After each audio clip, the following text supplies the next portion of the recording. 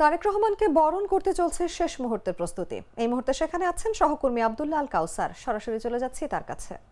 তারেক রহমানের স্বদেশ প্রত্যাবর্তনকে ঐতিহাসিক এবং স্মরণীয় করে রাখতে রাজধানীর ৩০০ ফিটে করা হয়েছে বিশাল মঞ্চ, এবং এই মঞ্চেই কিন্তু আগামীকাল ২৫ ডিসেম্বর ১১টা ৪৫ কিন্তু হযরত শাহজালাল আন্তর্জাতিক বিমানবন্দরে অবতরণ করবেন, এবং এরপরেই তিনি সরাসরি চলে আসবেন এই মঞ্চে, এবং এই মঞ্চেই তাকে সংবর্ধনা দেওয়া হবে। এবং প্রথম তিনি নেতাকর্মীদের সাথে দেখা করবেন, এবং নেতাকর্মীদের যে উচ্ছ্বাস, নেতাকর্মীদের যে আনন্দ, সেটি আমরা গতকালকে থেকে আজকেও আমরা দেখতে পাচ্ছি। এবং এই নেতাকর্মীরা কিন্তু গতকালকে থেকে ভিড় করছে, এবং তারা বলছে যে ঐতিহাসিক মুহূর্তের সাক্ষী হতে তারা আসছেন, এবং বিভিন্ন জায়গা থেকে বাংলাদেশের বিভিন্ন প্রান্ত থেকে কিন্তু আসা শুরু করেছে, এবং লক্ষাধিক মানুষ কিন্তু ইতিমধ্যে ঢাকায় এসে পৌঁছেছে। এবং আগামীকাল নাগাদ নেতাকর্মীদের দাবি প্রায় ১.৫ কোটি মানুষ কিন্তু এই জনসমাবেশে যুক্ত হবেন। এবং তারেক রহমান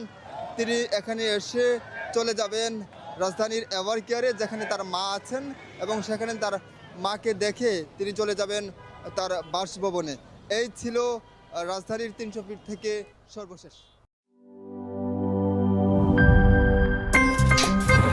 আমার একটা স্মার্ট সিদ্ধান্তে 25% গ্যাসের খরচ কমেছে। ভাবছেন কিভাবে? সাধারণ গ্যাস স্টোভ বদলে আমি এনেছি আরএফএল গ্যাস স্টোভ। এর সাইন্টিফিক নজল ও ব্রাস বার্নার ক্যাপ সমানভাবে তাপ ছড়িয়ে রান্না করে দ্রুত, তাই গ্যাসও বাঁচায় 25%, টাকাও বাঁচে 25%। আরএফএল গ্যাস স্টোভ নিরাপদ ও গ্যাস সাশ্রয়ী।